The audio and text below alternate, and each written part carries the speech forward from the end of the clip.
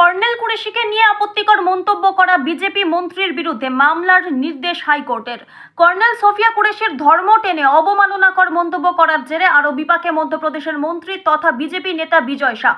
বুধবার মন্ত্রীর বিরুদ্ধে এফআইআর দায়েরের নির্দেশ দিল মধ্যপ্রদেশ হাইকোর্ট। সোমবার ইন্দোরের কাছে মহাওতে তহসিলের মানপুরে একটি সরকারি অনুষ্ঠানে ভাষণ দিতে গিয়ে কর্নেল সোফিয়া কুরেশির নাম উল্লেখ না করে বিতর্কিত মন্তব্য করেছিলেন বিজয় শাহ।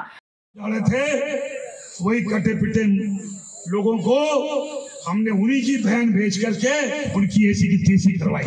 उन्होंने कपड़े उतार के हमारे हिंदुओं को मारा और मोदी जी ने उनकी बहन को उनकी ऐसी की तैसी करने हमारे जहाज से उनके घर आए, যার ব্যাপক নিন্দা হয় দেশ জুড়ে। দলের অন্দরও সমালোচনার মুখে পড়েন তিনি। আজ মধ্যপ্রদেশ পুলিশের ডিজিকে ওই মন্ত্রীর বিরুদ্ধে শতপ্রণোদিত মামলা দায়েরের নির্দেশ দিয়েছে মধ্যপ্রদেশ হাইকোর্ট।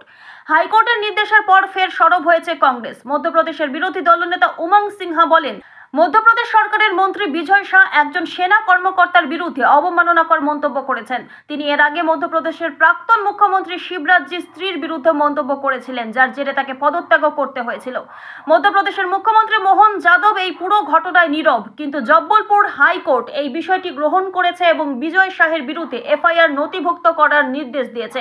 আদালত তার কাজ করছে, কিন্তু রাজ্যের মুখ্যমন্ত্রী এখনো চুপ কেন? তিনি কখন বিজয় শাহের পদত্যাগ পত্র নেবেন? নিজের বক্তব্যে সোফিয়ার নাম উল্লেখ না করলেও এই মন্তব্য যে তাকে উদ্দেশ্য করে বলা হয়েছে তা বুঝতে বাকি ছিল না কারো।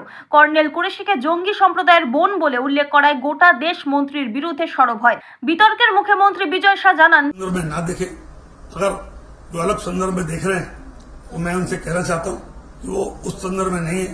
वो हमारी बहनें हैं, उन्होंने बहुत ताकत से सेना के साथ मिलकर उसको बदलेगा। এদিকে মধ্যপ্রদেশের বিজেপি সভাপতি ভিডি শর্মা মন্ত্রীকে তলব করে বিতর্কিত মন্তব্য থেকে বিরত থাকার পরামর্শ দেন।